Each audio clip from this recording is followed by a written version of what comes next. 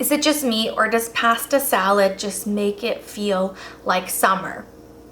It does to me. Welcome to the Silly Kitchen. I'm gonna take you through a pasta salad recipe today that I love, that's super easy, and what makes it extra delicious is making your own dressing, which I always highly recommend. So I'm gonna take you through the steps of building the pasta and making the dressing for this one. We need a few ingredients if you're gonna make this at home, so take note, make your grocery list, and I'm gonna put it all together right in front of you.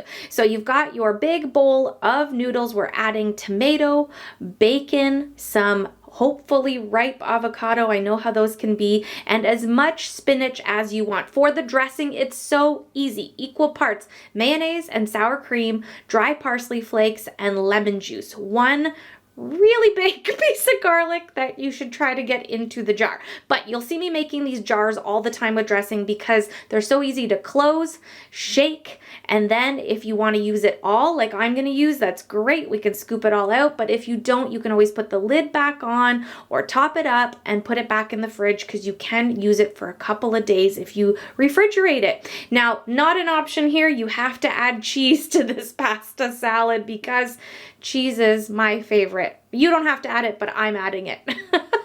That is it. Away you go. It's easy, delicious, and really goes a long way. I love it in the summertime because it pairs so well with your chicken and ribs or barbecue or whatever you're doing, but honestly, it can be a side for any night of the week with whatever you're having. I think a side of schnitzel would be good too. And speaking of schnitzel, if you need a recipe for schnitzel, I've got one.